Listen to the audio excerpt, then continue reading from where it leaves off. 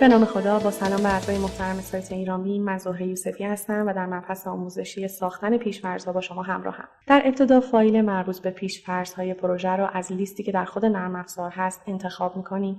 بعد از باز شدن اون شروع می‌کنیم عملیات تنظیمات رو. این تنظیمات میتونه شامل نمادها باشه، اعداد باشه، ضخامت خطوط باشه و هر چیزی که توی تنظیمات موجوده. در رابطه با متریال هایی که بیشتر مورد استفاده قرار میگیرن، ما میتونیم بافت‌هاش و رنگ‌هاش و همچنین توضیحاتی که در رابطه با اون داده میشه در رابطه با کینوت‌ها و اطلاعاتی که در رابطه با این متریال هست ارائه کنیم. ضخامت خطوط‌ها، تمامی عناصری که مدل سازی شدن رو ما میتونیم ویرایش کنیم. رنگ‌هاشون، ضخامت‌هاشون، بافتشون. در رابطه با یک سری تنظیماتی که خیلی مهم هستند، بافت‌های پروژه هستند، الگوهایی هستند که الگوی خط‌ها رو نشون میدن در عناصری که مدل سازی شده، همگی توضیحاتی ارائه می‌کنیم. بعد از اون رو ذخیره‌سازی می‌کنیم و در محتویات اصلی فایل پروژه قرار میدیم تا بعد از اون تمپلیت ما به عنوان پیش‌فرض نمایان بشه. با ما همراه باشید.